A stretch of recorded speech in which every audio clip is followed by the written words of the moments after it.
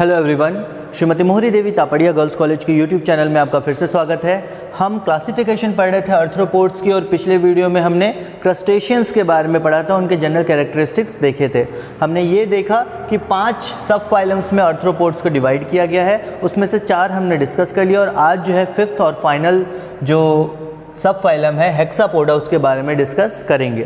तो ये जो टर्म है हेक्सापोडा, ये बेसिकली डिराइव हुआ है हेक्सा प्लस पोडा, मतलब 6 पैरों वाले ऑर्गेनिज्म।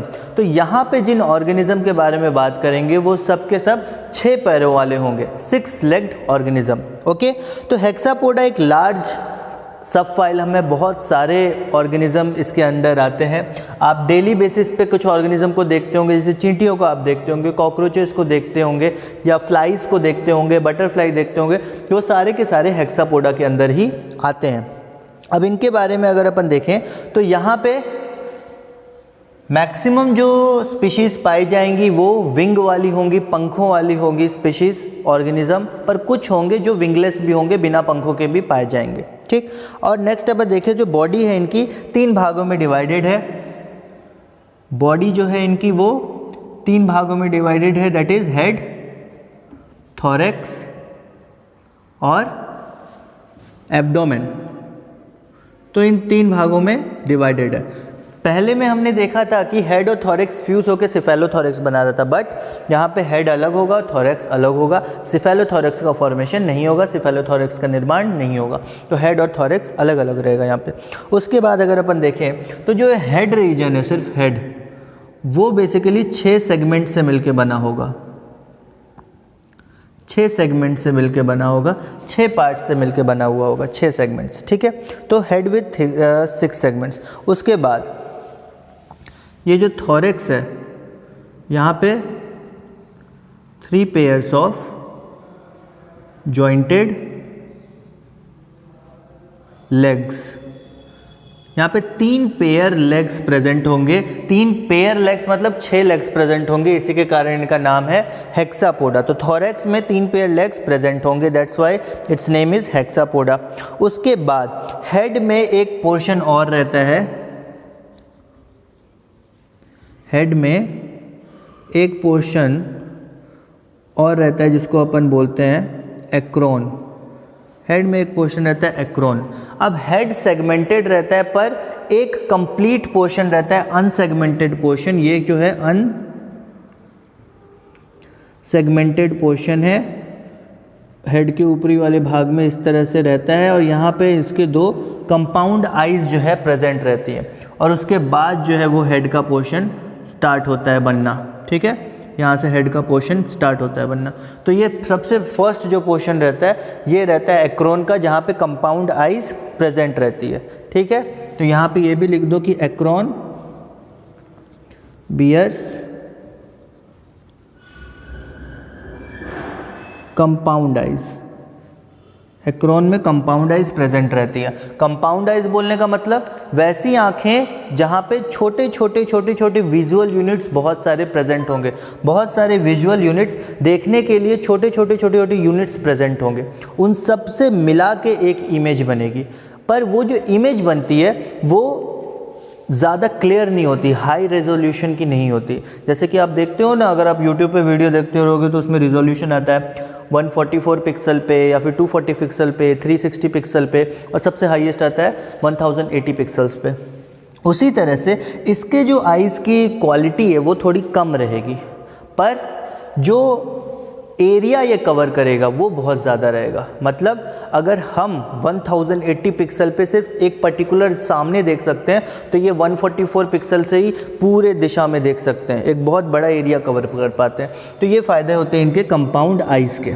ठीक है, उसके आगे अपन देखते हैं कि ये जो हेड के सेगमेंट्स हैं वो बहुत क्लोजली जुड़े हुए रहते हैं, बहुत क्लोजली फ्यूज्ड रहते हैं।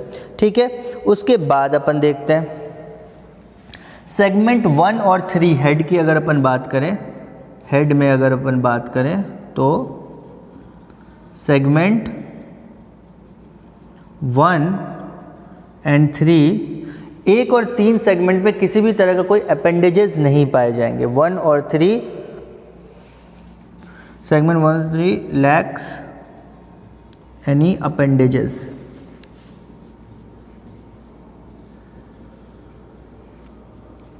वन और 3 में किसी भी प्रकार के अपेंडेजेस नहीं पाएंगे, किसी भी प्रकार का एक्सटर्नल उभार या बाहरी ऑर्गन नहीं पाया जाएगा। उसके बाद जो सेगमेंट 1 और 3 के बाद अपन देखें सेगमेंट 2 जो है उसमें एंटीना पाया जाएगा। Segment 2 has antenna. सेगमेंट 2 में क्या पाया जाएगा? एंटीना पाया जाएगा। सेगमेंट 4 जो है वहाँ पे मैंडिबल्स प्रेजेंट होंगे जो कि फूड को क्रश करेंगे, ठीक है, तोड़ेंगे।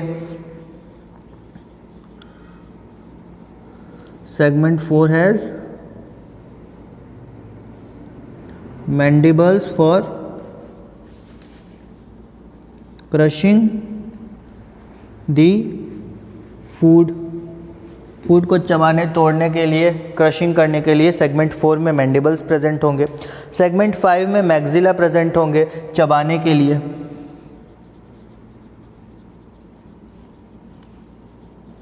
फाइव हैज़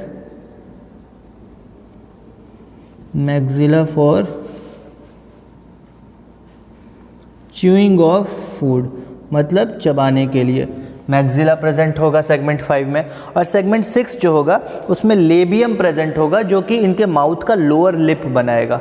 सेगमेंट 6 में लेबियम प्रेजेंट होगा। Segment 6 has labium which forms the lower lip, जो कि लोअर लिप बनाएगा, ठीक है। लोअर लिप का फॉर्मेशन लेबियम करेगा जो कि छठे सेगमेंट में प्रेजेंट होता है। फिर माउथ जो है, इनका मुंह जो है वो चौथे और पांचवें सेगमेंट के बीच में होता है। अगर यहाँ पे अगर अपन बात करें तो mouth lies between 4th and 5th segment. चौथे और पांचवें सेगमेंट में माउथ प्रेजेंट रहता है, ठीक है। उसके आगे अपन देखते हैं नेक्स्ट पॉइंट कि थॉरेक्स जो है वो 3 सेगमेंट से बने होते हैं। जिस तरह से जो हेड है वो 6 सेगमेंट से मिलके बनता है, उसी तरह से थॉरेक्स जो है वो 3 सेगमेंट से मिलके बने होते हैं। अब ये जो 3 सेगमेंट हैं वो हर सेगमेंट में एक पेयर लेग प्रेजेंट होगा, ठीक है। क्योंकि हमें पता है थॉरेक्स में कितने 6 लेग्स प्रेजेंट है, 3 पेयर लेग प्रेजेंट है और ये 3 सेगमेंट से बने होते हैं और हर सेगमेंट में एक पेयर लेग प्रेजेंट होता है। तो यहाँ पे अपन लिखेंगे कि thorax is composed of 3 segments और each segment consist of pair of legs. हर सेगमेंट में एक लेग मतलब एक पेयर लेग पाई जाती है हर सेगमेंट में। टोटल 6 लेग्स हो गई। उसके बाद अगर अपन देखें तो ये जो लेग्स होते हैं ये सिंगल ब्रांच लेग्स होते हैं। मतलब सिंगल ब्रांच लेग बोलने का मतलब मैंने पहले भी सुबह बताया था यूनिरेमस। यूनिरेमस का मतलब कि एक ब्रांच सिंगल लेग, और अगर बायरेमस होगा या मल्टीरेमस होगा तो मतलब ये जो ब्रांच आएगी और ये ब्रांच फिर आगे जाके अलग अलग पायों में बिखर जाएगी, तो ये हो गया बायरेमस या मल्टीरेमस। पर यूनिरेमस मतलब सिंगल, एक टांग आएगी, एक टांग। और ये जो एक सिंगल सेगमेंट है वो सिंगल सेगमेंट बेसिकली 5 अलग अलग, एक ब्रांच है वो 5 अलग अलग सेगमेंट में डिवाइडेड रहेगा। मतलब एक जगह यहाँ पे रहेगा, फिर ये कनेक्ट होगा, फिर आगे कहीं ब्रेक होगा, फिर कनेक्ट होगा। इस तरह से होता है, जैसे ये हुआ, ब्रेक हुआ, फिर यहाँ से एक जुड़ के आया, फिर ब्रेक हुआ, ऐसे करके 5 सेगमेंट होते हैं। इस तरह से इनका लेग रहता है, ठीक है। तो 5 सेगमेंट से मिलके इनका एक branched without branch, non branched single layer ये लेग इनका बनता है, जो कि प्रेजेंट कहाँ होता है? थॉरेक्स में। उसके आगे अपन देखें एब्डोमेन में टोटल लगभग 11 सेगमेंट्स पाए जाते हैं। नेक्स्ट पॉइंट अगर अपन देखें तो एब्डोमेन में 11 सेगमेंट्स पाए जाते हैं, ठीक।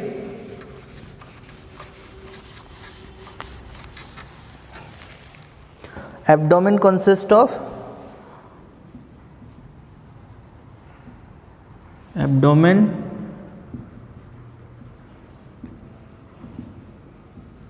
Eleven segments. एब्डोमेन में कितने सेगमेंट्स पाए जाते हैं? 11 सेगमेंट्स पाए जाते हैं। उसके बाद एब्डोमेन में किसी भी टाइप के अपेंडेजेस नहीं पाए जाते। एब्डोमेन में किसी भी टाइप के अपेंडेजेस नहीं पाए जाते, और अगर होते भी हैं तो बहुत रिड्यूस्ड होते हैं। ठीक है, तो abdominal appendages are absent.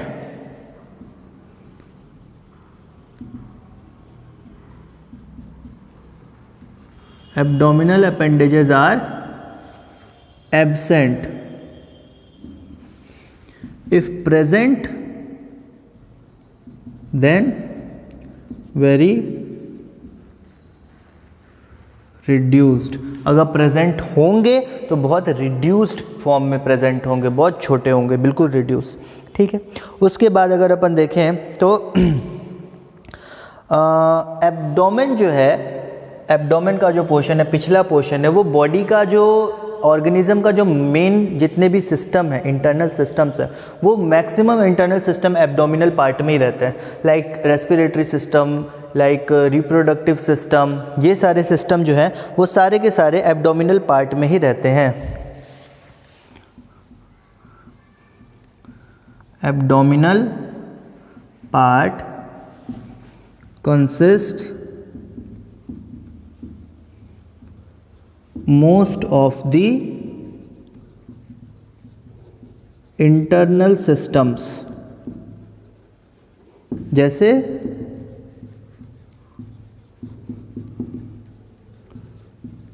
Respiratory system, reproductive system, excretory system, ये सारे सिस्टम जो हैं वो एब्डोमिनल पार्ट में, मतलब जो सबसे पिछला पार्ट है उसमें प्रेजेंट होते हैं। एब्डोमिन के पार्ट में ये सारे सिस्टम प्रेजेंट होते हैं। उसके आगे अपन देखें, रेस्पिरेशन किसके थ्रू होता है? ट्रैकिया के थ्रू। अगर अपन रेस्पिरेशन की बात करें इनके अंदर तो किसके थ्रू होता है? Respiration through trachea. Respiration trachea के थ्रू होता है। एक्सक्रीशन जो है वो मालफिजियन ट्यूबुल्स के द्वारा होता है।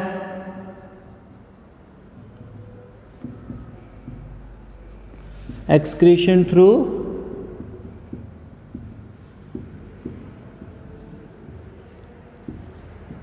Malpighian tubules. Specialised excretory organ होता है इनके पास, मालफिजियन ट्यूबुल्स, उनके द्वारा होता है। डेवलपमेंट जो है वो हमेशा इनडायरेक्ट होता है, इसको लिख लो, ये इंपॉर्टेंट पॉइंट है।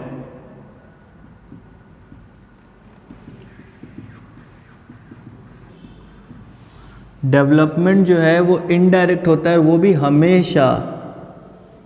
डेवलपमेंट इज ऑलवेज इनडायरेक्ट, और कंप्लीट मेटामॉर्फोसिस यहाँ पे दिखता है। यहाँ पे अगर अपन देखें तो larval stage goes into complete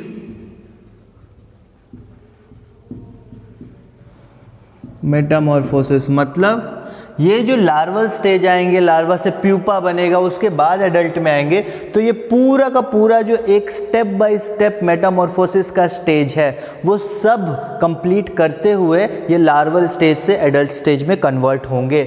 मतलब इनके अंदर जो मेटामॉर्फोसिस है वो ट्रू एंड कंप्लीट मेटामॉर्फोसिस होगी। ठीक, ये था आपका टोटल हेक्सापोडा। आई होप कि ये समझ में आ गया होगा, क्योंकि लिखने को तो मैंने सारा लिख दिया, इसके नोट्स बना लेना। तो यहाँ पे कुछ पॉइंट्स जो ज़रूरी हैं, एक तो डेवलपमेंट जो कि इनडायरेक्ट होता है, दूसरी चीज़ कि 6 पेयर लेग्स पाए जाते हैं, और जो 6 के 6 लेग्स हैं वो इनके थोरैक्स के रीजन में पाए जाते हैं। थोरैक्स जो है 3 सेगमेंट में डिवाइडेड होता है, 3 सेगमेंट से मिलकर बनता है, और हर सेगमेंट में एक पेयर लेग जो है वो पाए जाते हैं। ठीक, और इनके पास एक अपर अनसेगमेंटेड पोर्शन होता है जिसको अपन एक्रोन बोलते हैं, जहाँ पे इनकी कंपाउंड आइज प्रेजेंट होती हैं। तो ये सारी कुछ ज़रूरी पॉइंट्स थे हेक्सापोड्स के बारे में। आई होप कि आपने नोट डाउन कर लिया होगा और आपको समझ में आया होगा। तो आज का वीडियो हम यहाँ ओवर करते हैं। अगर ये वीडियो पसंद आया हो इसको लाइक कीजिए, शेयर कीजिए और हमारे चैनल को सब्सक्राइब कीजिए। मिलते हैं नेक्स्ट वीडियो में नए टॉपिक के साथ। Thank you very much.